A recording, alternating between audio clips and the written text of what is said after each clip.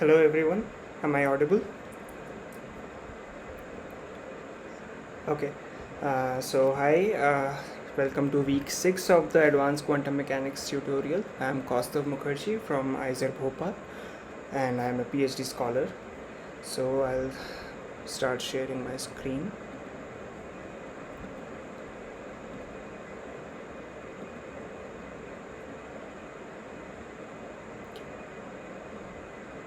So I hope my screen is visible. So today we are going to take on some problems on perturbation theory, that is time independent perturbation theory, and also on variational principle. So there are some problems that in this week's assignments that are related to the perturbation theory as well as variational principle. So we will take a few examples on them.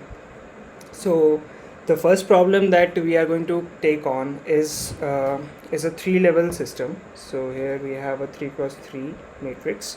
Just a second.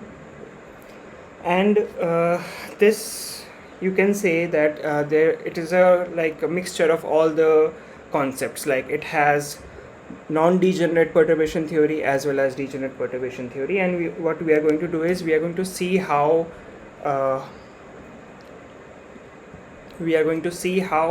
the perturbation theory gives us the results that can be obtained if you do the exact calculation, how close is the perturbation theory's results, because it's obvious that we need perturbation theory when we cannot do the exact problem solving, right? So here we are going to do some exact we are going to find out the exact eigenvalues and we are going to see how it actually relates to the results that we obtained from the perturbation theory.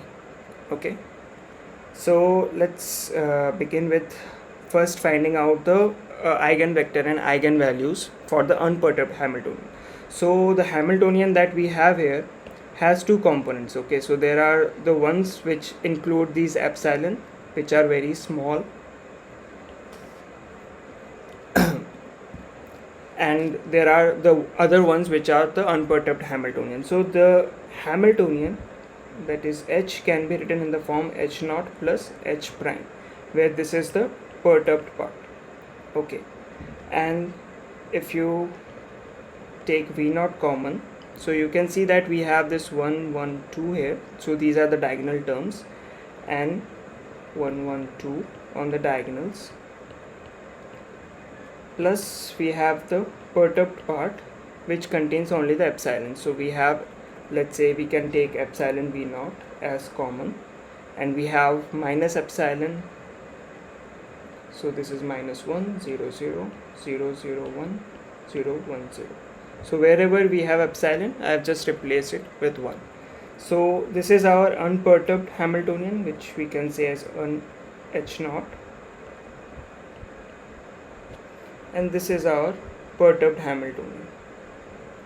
So what we are going to essentially do is we are going to first find out the eigenvalue and eigenvectors for unperturbed, then we are going to do the calculation for the whole H, okay, the whole Hamiltonian with perturbed, and then we are going to use perturbation theory and see how the results that perturbation theory gives us actually relates to the exact eigenvalues.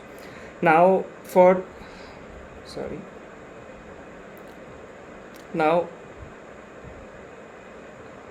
the unperturbed case, so you can easily find out the eigenvalues corresponding to the unperturbed ones. So this essentially comes out to be V naught minus lambda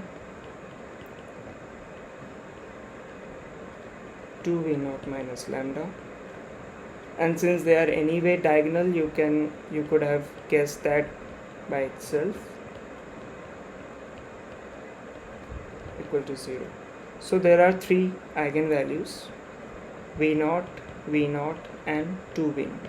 So as you can see that there are 2 V naught, that is repetitive. So these are what you say is a degenerate eigenvalues, and we have a 2 V naught which is a non-degenerate.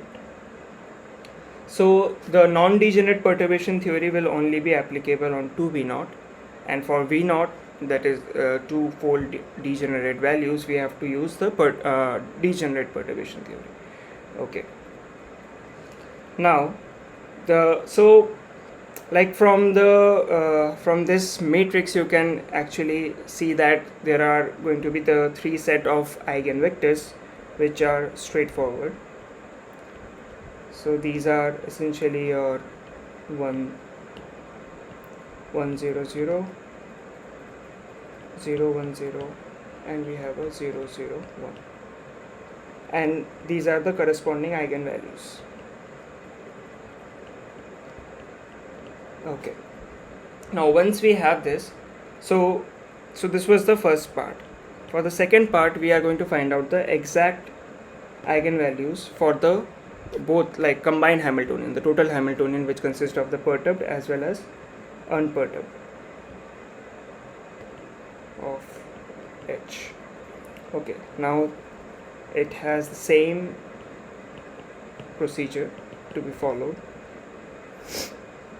Okay, I'll have to see the unperturbed one from here. 1 minus epsilon minus lambda 0, 0, V naught minus lambda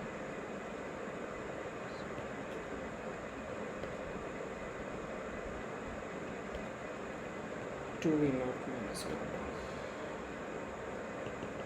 Just to recheck, so we have epsilon 1 minus V naught, 2 V naught, epsilon, right.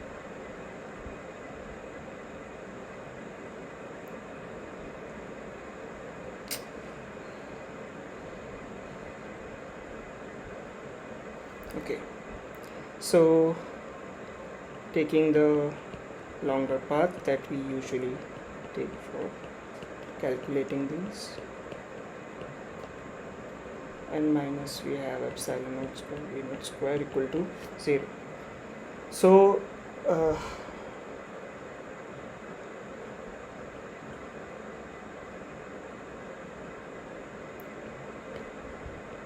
right, so you can put this part separately to 0.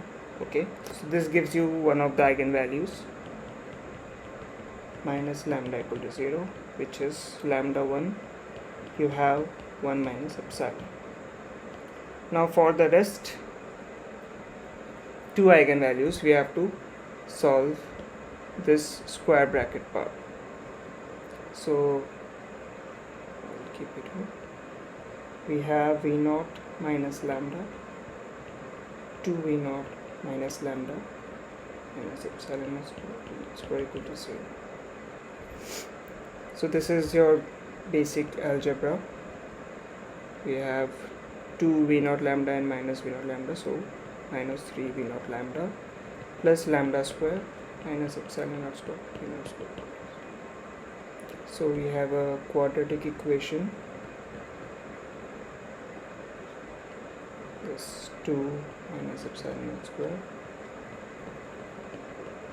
So what you get, lambda as your minus b plus minus root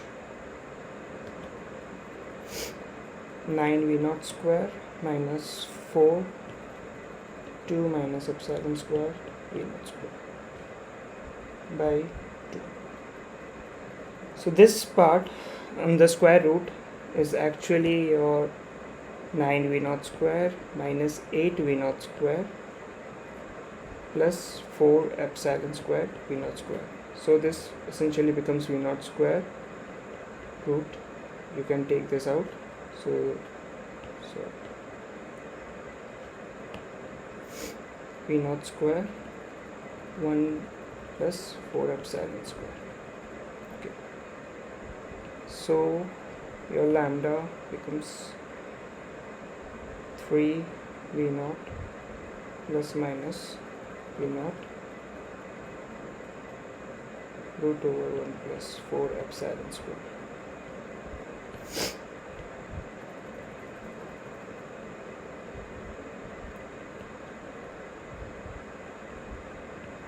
Now since I have initially said that epsilon is very small, right? So epsilon is less than 1.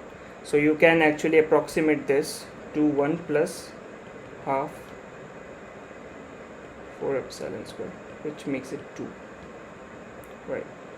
So what you get after the approximation is 3 plus minus 1 plus 2 epsilon square. Okay.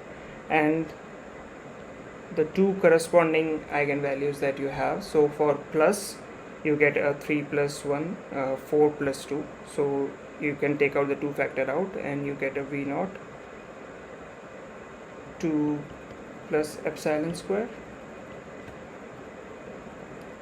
Okay, so let's take the minus first.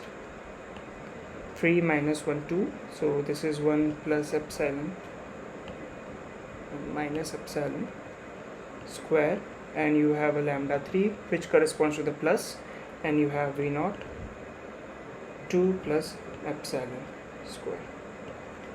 Okay, so these are your 3 eigenvalues, and lambda 1 was V naught 1 minus epsilon.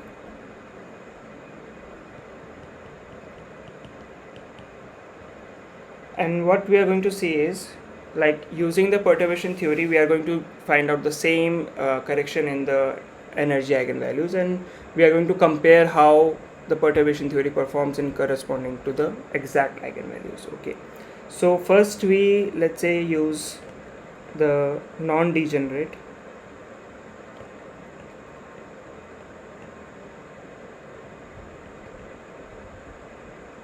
If you have questions at any point of time, just unmute yourself and ask. Okay, so non-degenerate perturbation theory will only be applicable on the third eigenvector, right, which is 0, 0, 1, and has the eigenvalue 2v0, because the other two are degenerate, so we cannot apply the non-degenerate perturbation theory.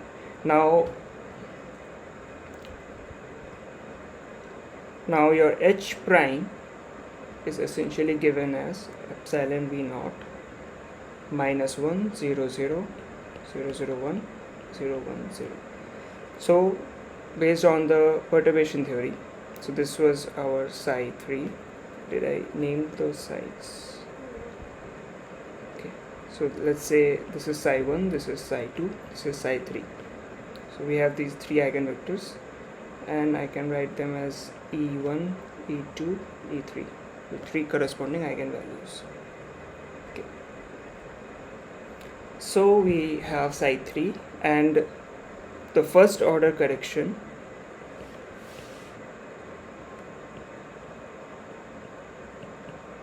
is given in the form E31, your psi 3 H prime psi 3.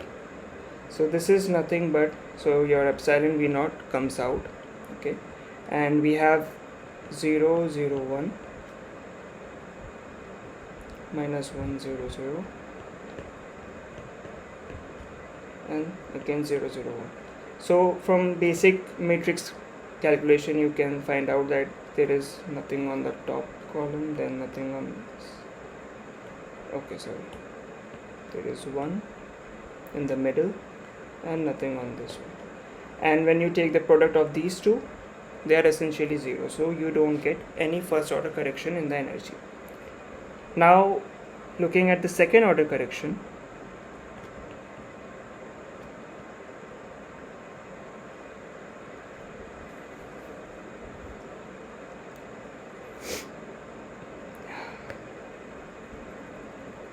your E3 2 is given as the summation m equal to 1, 2 psi m H prime psi 3 3, 0 minus em 0.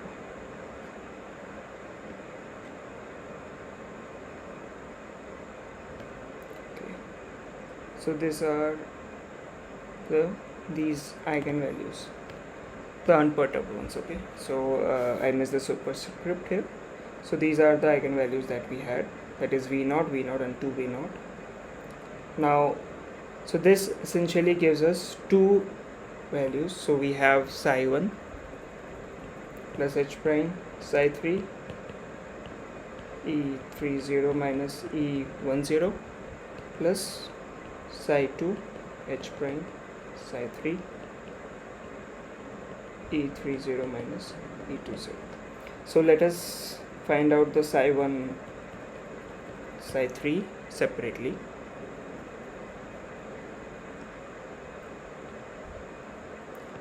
So this is your 1 0 0. The matrix is minus 1 0 0 0 0 1.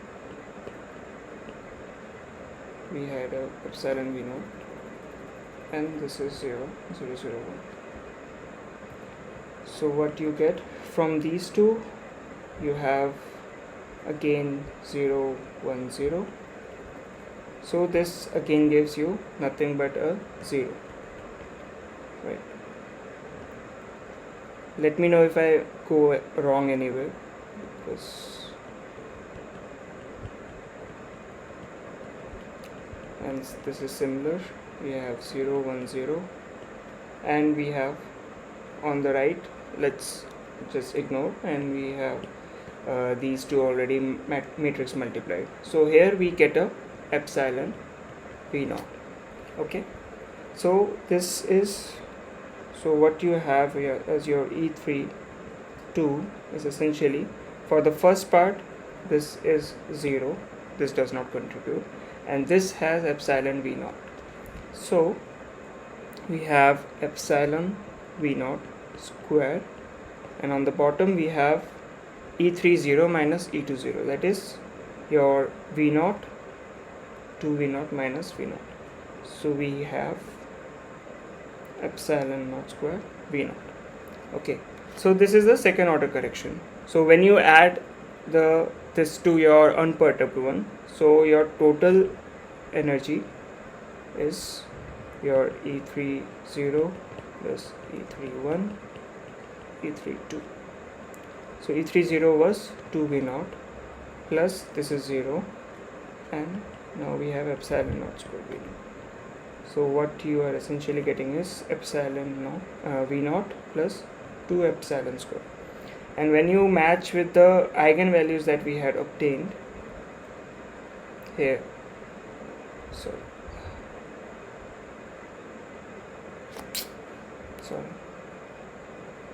yes, so this eigenvalue is same as what we have obtained from the perturbation theory. So we got v naught 2 plus epsilon square. Okay, so you can see that the non-degenerate perturbation theory is giving us the same eigenvalue that we same energy correction that we had obtained through the exact procedure. Okay, now for the third part we are going to use degenerate perturbation theory.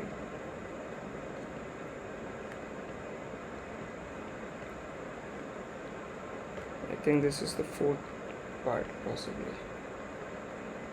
Yes. Okay, so here we have these two eigenvectors psi 1 and psi 2, which are 1 0 0 and 0 1 0, and the corresponding eigenvalues as v naught. So this is your two-fold degeneracy, right? And we have already seen in the lectures how to solve for this two-fold degeneracy, right? So what you have to essentially find out is the two components of the matrix, that is psi 1 h prime psi 2, wait, this is h22 h11 prime, which is, and h12, which is psi 1 h prime psi 2, and then ultimately your correction in the energy is obtained from the plus minus, that you must have seen in the lecture. It's given in the form h11 prime plus minus prime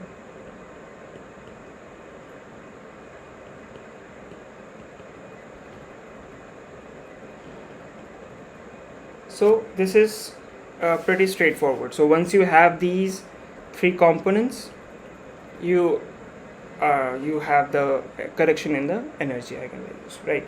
So these are the two for two-fold degenerate value states. We have these corresponding two eigenvalues. So let us just calculate these three components. So the first component is your h11 prime. So we have already sort of calculated these previously, so you can take them from here. Okay, we have not calculated them except for 3 which is not really needed here. Okay, so your 1 is given by epsilon naught v naught 1 0 0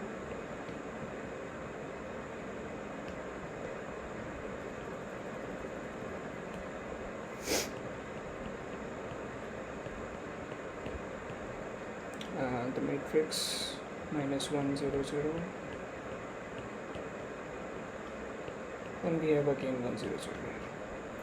So from these two you will have minus 1 and rest all 0.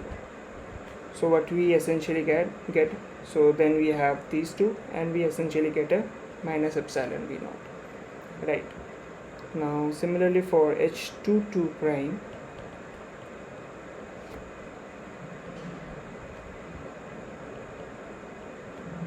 what we have is epsilon v naught 0 1 0, the same 0 1 0. So these two will yield 0 0 1, and essentially from these two these are orthogonal, so we won't have anything from h22 prime.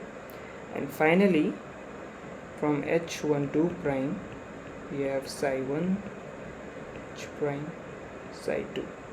So we have already done this h psi 2 part and we get a 0 0 1, right? So what we have is 1 0 0 and we have a 0 0 1. So this is again nothing but a 0, right? So once you plug in these values into this equation, so we have, let's see, e plus minus correction, we have half. So firstly we had h11 prime, so this is the only non-zero component, and similarly here this is the only non-zero component, right? So we have a half epsilon v naught plus minus root over epsilon square v naught square. So this is nothing but minus epsilon v naught plus minus epsilon v naught. So there are two corresponding values, that is, one is for minus sign we have minus epsilon v naught, and for this is the minus sign, and for the plus sign we have 0, right? So these corresponds to two eigenvalues. So one is lambda 2,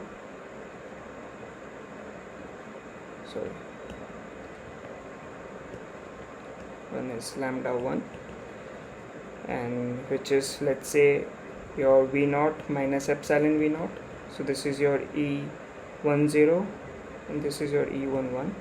So this gives us v naught 1 minus epsilon, and there is lambda 2 which remains the same because adding 0 does not really do anything, right? So let us have a look at what the eigenvalues that we had obtained previously.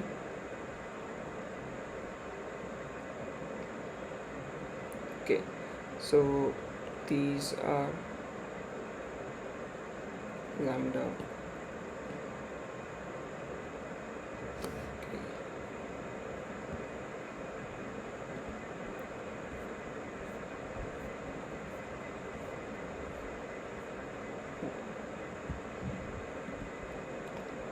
So you can see that this particular lambda is same that we had obtained from the exact value, but this is not really.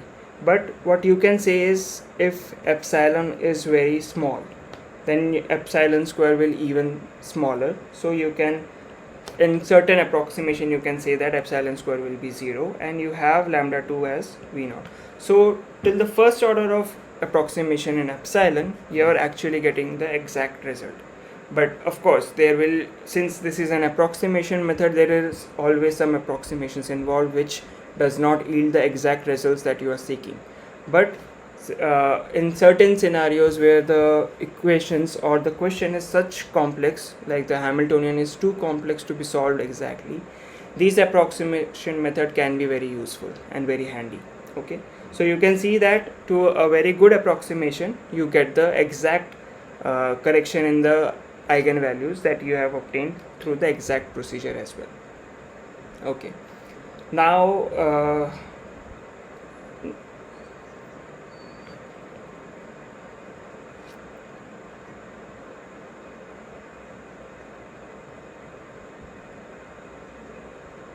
yes, no, it's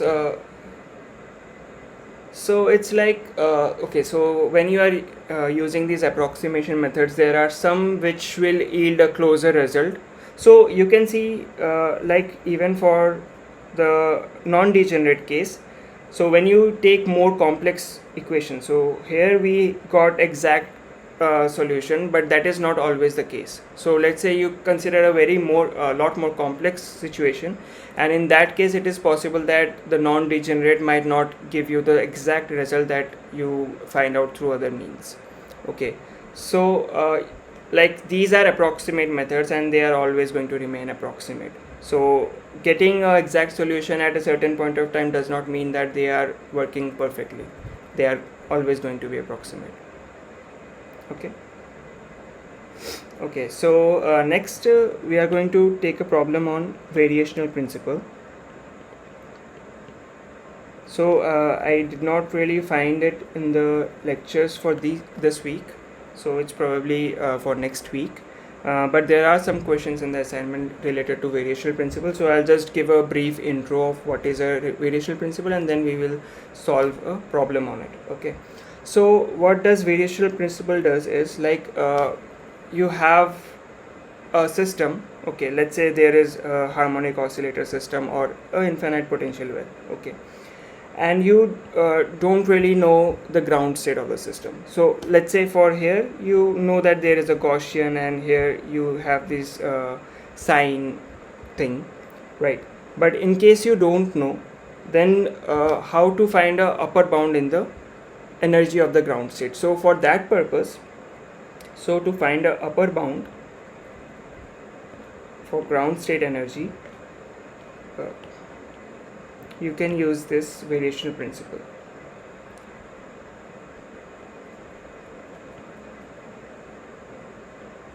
Right. So this energy that principle says is always less than equal to your expectation value of the Hamiltonian. Okay, so you can find out, like what you usually do is you consider an psi as an ansatz. So you don't really know the ground state wave function, and you take any psi that you think might be relevant here, and based on that psi you take the the expectation value of the Hamiltonian, and the variational principle states that whatever psi you take, unless it is the exact ground state, you will always get a energy eigenvalue that is greater than the ground state energy.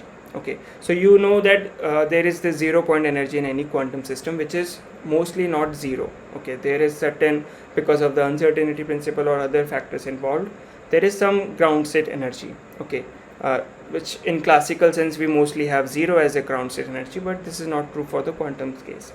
And you can always find the upper bound on a ground state energy. So you can take various psis, you take different ansatz, and you can see that there is a certain psi which gives you the minimum energy, and that you can say as the best upper bound that you have find out. Okay, So let's take an example on this, and then you can similarly go on to solve your assignment questions as well based on this. Okay, so let's say we have a potential. So mostly in these questions of variational principle, a potential will be given to you. So let's say you have been given an infinite potential, and either you have to take a wave function as an ansatz. So you guess a wave function which can be fruitful for the case that has been given to you, or in most cases the wave function is also given and you just have to find out the ground state energy that you obtained for that wave function. Okay, so let's say for infinite potential we know that the ground state is given by the sine function, right? It is, so we have sine pi x by a, something of that sort. So let's say we don't really know the ground state, but what we know is that the wave function has to be 0 at the edges of the infinite potential. So we can take something like a Gaussian as well. Okay, so you can take a Gaussian wave function which also goes to 0. So this might be similar. So you have to use your mind or be creative of whatever wave function that you want to use. So let's say we consider a simple wave function.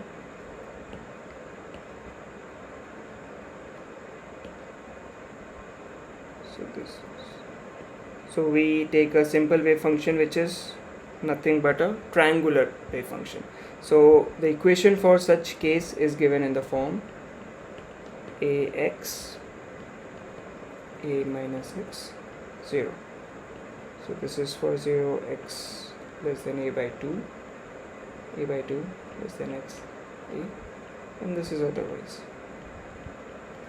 So we have a linear function of linear function of x for 0 to a by 2, and then we have a minus x. So this is like a mod function, something of that sort. So firstly, just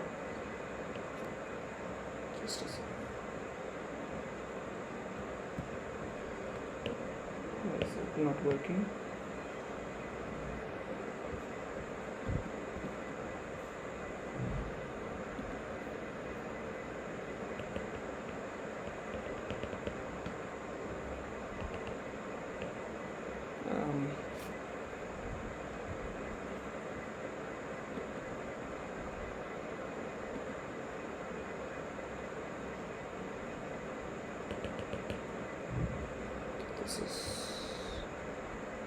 This is stuck for some reason.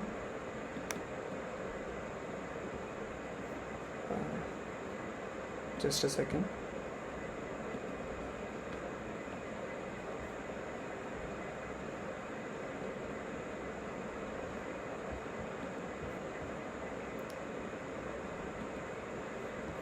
I'll reopen it.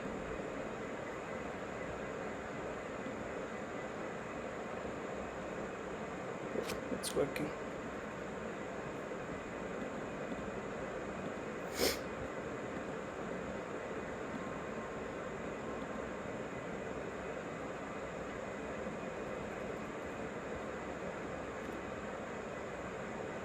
Right. Okay, so firstly we have to normalize the wave function. So we have what we have to do is psi star x, psi x, and essentially the wave function is non-zero at the places 0 to a, so we just have to deal in this region. Okay, so what we have here is from 0 to a by 2 we have mod a x square dx, and from a by 2 to a we have mod square a minus x whole square dx. This is equal to 1. Okay, so these are simple simple calculus. 0 to a by 2 plus a square, you have a square x plus x square, which will become x cubed by 3, and minus 2a minus 2a x will become x square by 2, and all of this will be equal to 1. So just putting the values, taking mod a square common, you have a cube by 8 to 3, 24, plus a square minus a square by 4. Okay, sorry about this.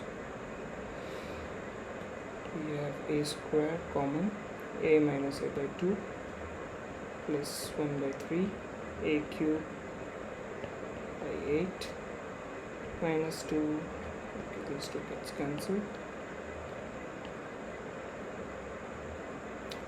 a square minus a square by 4, and this whole thing. Okay, so mostly you will have a cube as common. This is simple algebra. You have 1 by 2 plus 7 by 24, 3 by 4,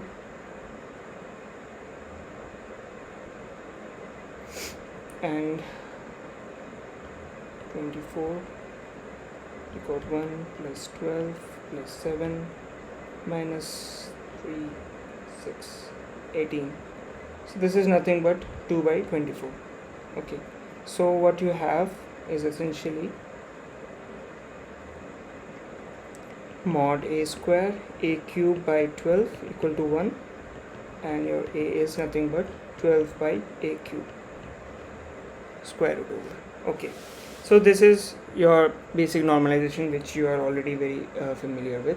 Now once you have your normalized wave function, so what we have to find out, so okay, your Hamiltonian basically involves two factors.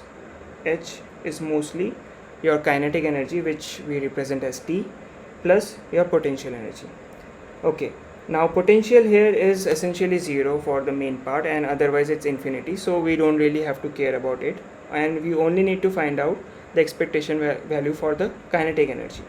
Now your kinetic energy is given in the form minus h square by 2m t square by dx square, which you have already seen million times already. Okay, so we have to find the expectation value for this part, and this will give us the expectation value for your Hamiltonian, right? So to find the expectation value, what you will have to do is you will have a psi from the left and a psi from the right. So this is nothing but your ket and bra psi. Okay, so this is all you have to find out, and this you can write in the form psi star x minus h bar 2m e square by dx square and psi of x dx. So this is what we need to find out. So before finding out this, so we need the function of dx square by d square by dx square of psi of x. So let us first find out d by dx of psi of x. So you have seen that this psi of x is not a very smooth function, it is a triangular wave function. Okay, now calculating the d psi of d of x is easy. So here we have ax, so this is just a,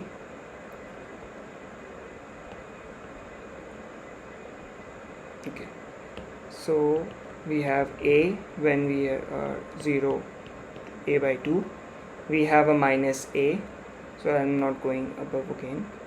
So we had I'll just write it down here, we had a as your psi of x. Okay, so we get a minus a and finally a 0. So this is nothing but your step function. Okay, you have a, and then at a by 2 you get to minus a, and then again at a it becomes 0. So it is 0 from the left and a 0 on the right. Okay, so this is your d psi by dx. Now taking again the second different derivative is, so when you have a square pulse, you essentially, when you take a derivative, you get a delta functions, right? So what you get essentially here is the amplitude with the delta function.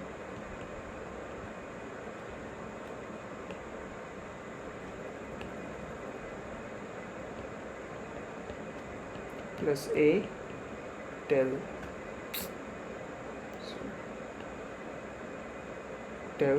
x minus a. Okay, so now this becomes straightforward for the integration, because you know when you have a delta function and you integrate with the delta function. So let's say you have a function f of x and you integrate with delta x minus any variable, let's say b or x naught, and you integrate, you essentially get f of x naught, because the delta function is only non-zero at the point x naught, right? So you can use this property to easily find out the integral. So what we have now for h expectation value, we have minus h square by 2m psi star x d square by dx square psi of x dx, and this we have to integrate only from 0 to a, because the psi x is 0 everywhere else, right? So what we have is minus h square by 2m, you put the psi, you get a mod a square, so the a from this actually comes out. Okay, so you get a mod a square 0 to a, and we have psi of x, so psi star of x is psi of x because it does not have any complex numbers here, so let's just keep it psi of x. Okay, and we place this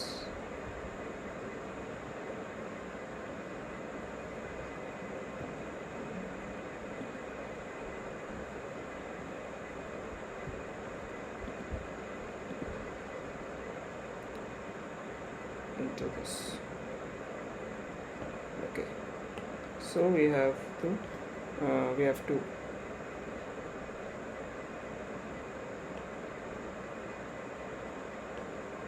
delta x minus a, this is in multiply. So what we essentially get here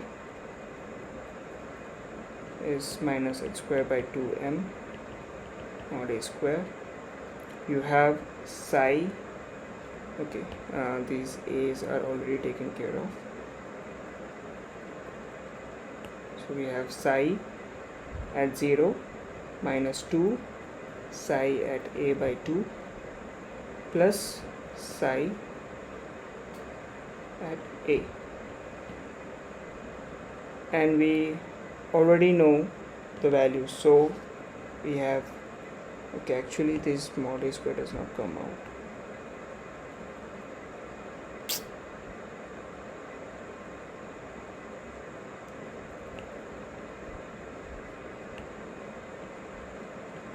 Right.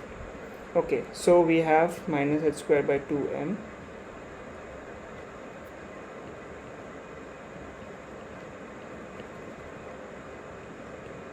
a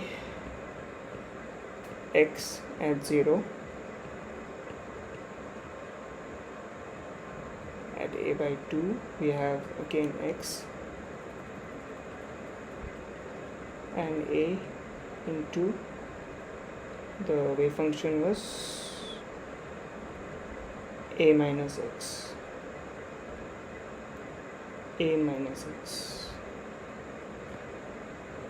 these become square at a. So what we end up getting is h square a square, let's see something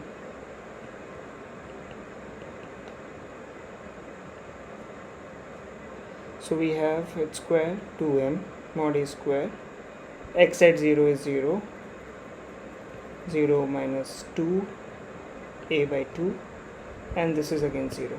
So we have nothing but a in minus, so h square 2m a, and we can put the normalization factor that we had obtained, which was 12 by a cube.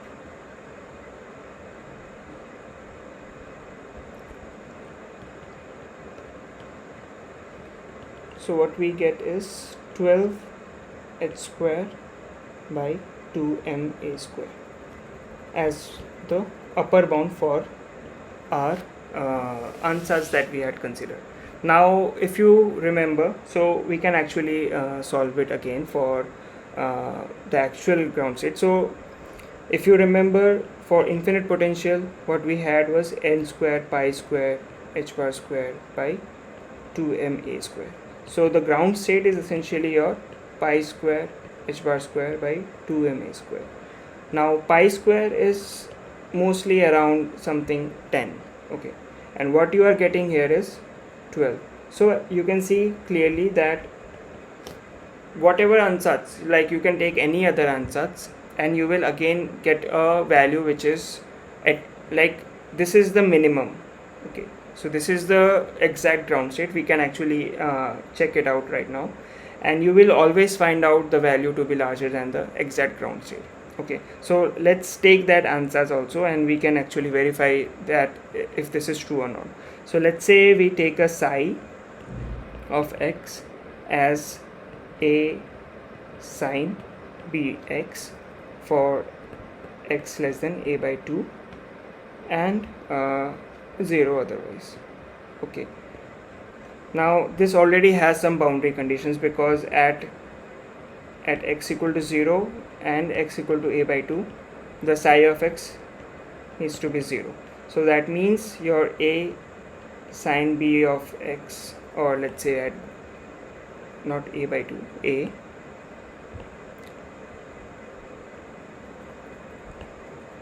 b of a should be equal to 0. So, and since a cannot be equal to 0, so b of ba equal to should be n pi, and let's say for n equal to 1 we are considering, so we have a equal to not a, b equal to pi by a, okay. So this is something that is inherently coming because of the boundary conditions. So we will keep the b as it is for now, and in the end we can replace the b with this particular value of pi by a, okay. So firstly what we have to do is normalize the wave function. So something's wrong with this app, okay. So firstly normalizing dx psi square should be equal to 1 from 0 to a, and this is essentially your mod a square 0 to a, you get sine square bx equal to 1, and this you can solve easily. So you can use your cos 2 bx equal to 1 minus 2 sine square bx. So your basic integral formulas. So what you have is half 1 minus cos 2 bx, which can be easily integrable. So what we have here is mod a square 0 to a by 2 minus cos 2 bx dx equal to 1.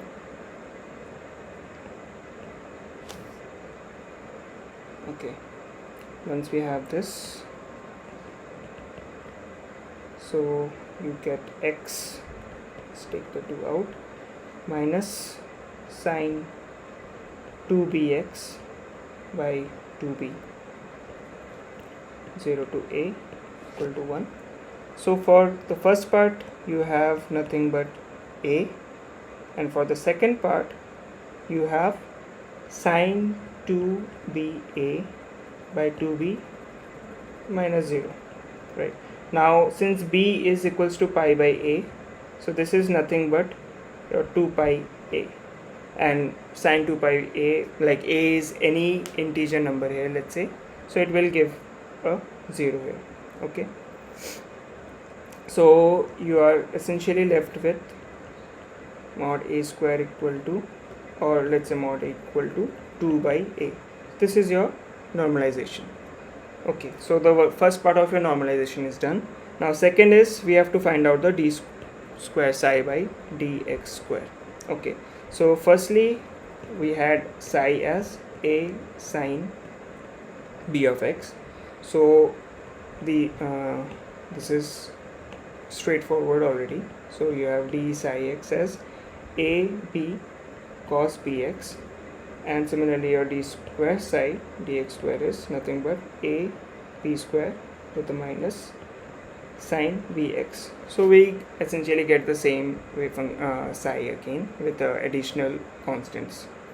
Okay, now once you have your d square psi by dx square, all you need to do is calculate the expectation value. So this is nothing but your again h square by 2m. You have 0 to a psi star x d square psi dx. Okay, so we just have to put the values. Psi star is a star sine b of x, and here we have minus a b square sine b of x dx. Okay, so this gives us 2n, and there is a b square, and the minus sign comes out, so it becomes plus, and we have 0 to a sine square b of x. Okay, and this we have already find out previously. So this is nothing but your again cos 2bx, and we have already find out the integral here. So this yields you nothing but a that we have already done, right? So this integral gave us nothing but a, or you can say a by 2. There is a half factor. Okay, so this gives us nothing but a by 2. So what we end up getting here is h bar square by 2m. We put the mod a square as 2 by a square. So 2 by a square. Sorry, 2 by a. It's 2 by a. Then we have b square, which is nothing but pi by a square, and we have a by 2. Okay, so this basically cancels out, and what we have is h square pi square by 2ma square. So this is your ground state energy. And so like for exact wave function, whenever you consider, you always end up getting the actual ground state that is supposed to be there. Okay, and when you consider any other wave function, any other answers for the wave function, you always get a upper bound, but you never get the lowest energy. Okay, and the energy that you get can never be less than the ground state energy for the exact ground state energy. Okay, so this is the main idea behind the variational principle. So since we have some time left, let's do another perturbation theory example, like a very simple one. Okay, so let's take h naught as, or let's say this is your Hamiltonian, and we have to find the correction in the energy as well as the eigenstates as well. So in the previous question we didn't really look after the eigenstates, so here we are going to just take a additional step. So this is relatively easier because it's only dealing with a non-degenerate perturbation theory.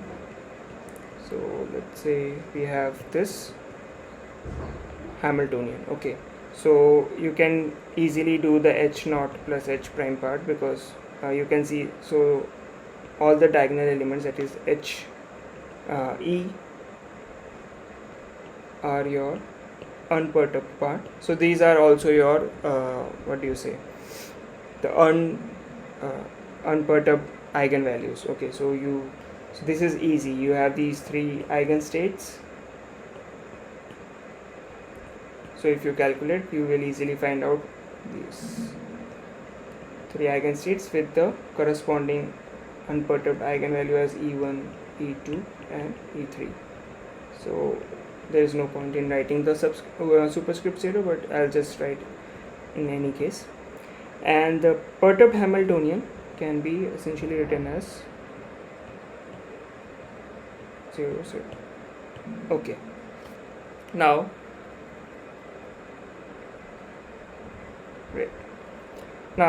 your first order corrections are straightforward. So this is for E1, 1 is nothing but your psi 1, H prime, psi 1, right? So this is your 1, 0, 0.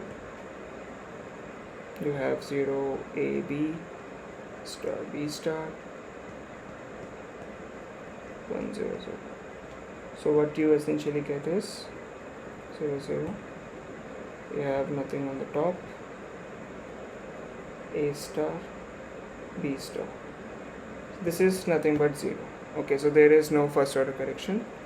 And similarly you can do for the second.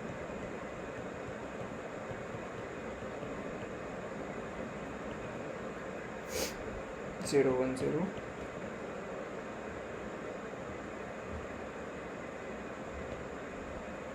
T 0, 0, 0 and 0, 1, 0. So what you get?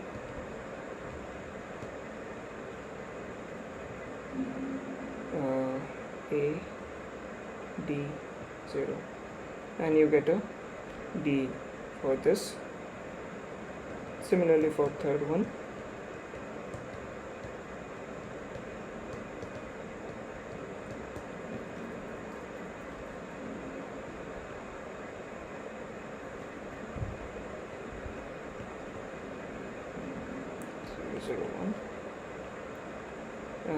Okay.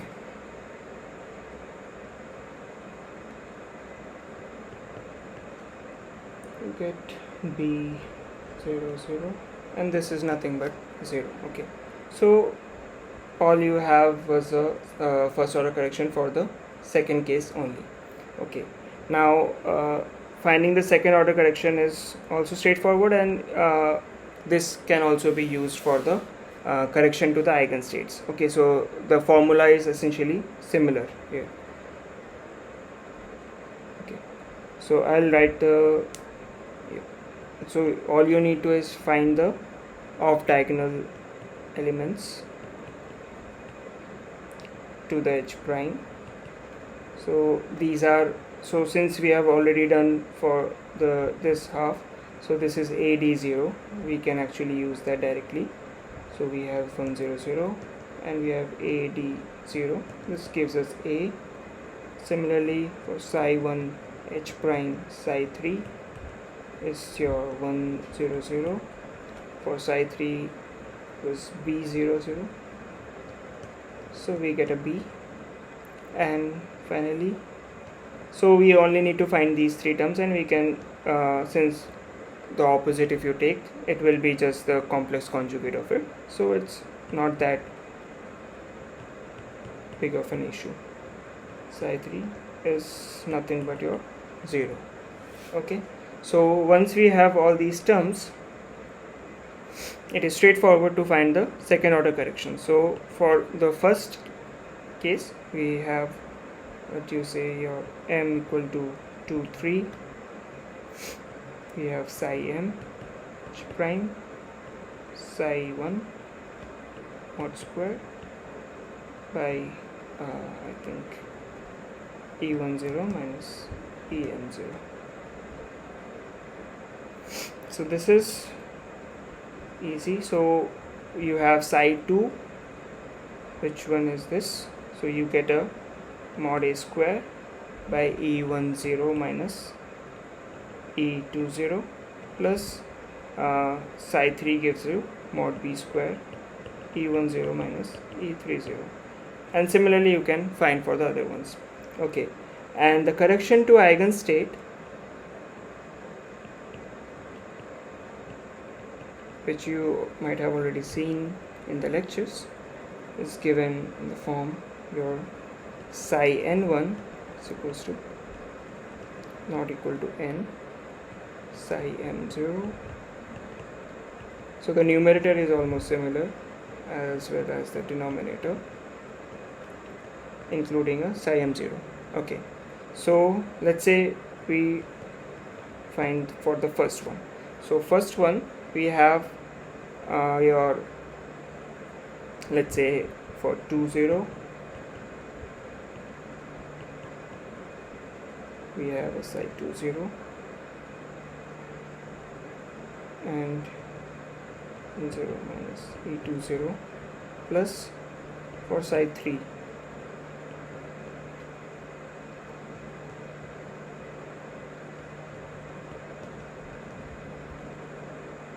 30 psi 30.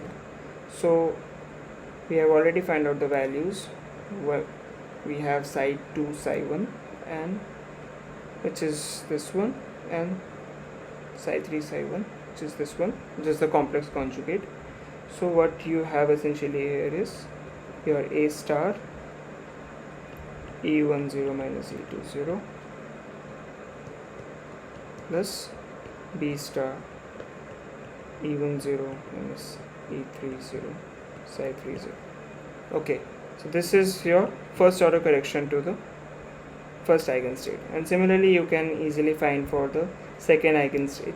So for second one, there are already this part as 0, so for second coupling with the third is already 0, so we don't have to consider that, and only the first one remains, which is psi 1 psi 2, which is A.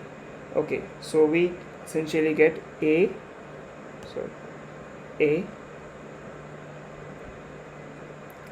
E20 minus E10 psi 10, and similarly for psi 3 also we get B E30 minus E10 psi 10. So these are the two corrections to the eigenstates. Okay, right. So if you have any questions, you may please ask, or I guess we are done for this week's tutorial.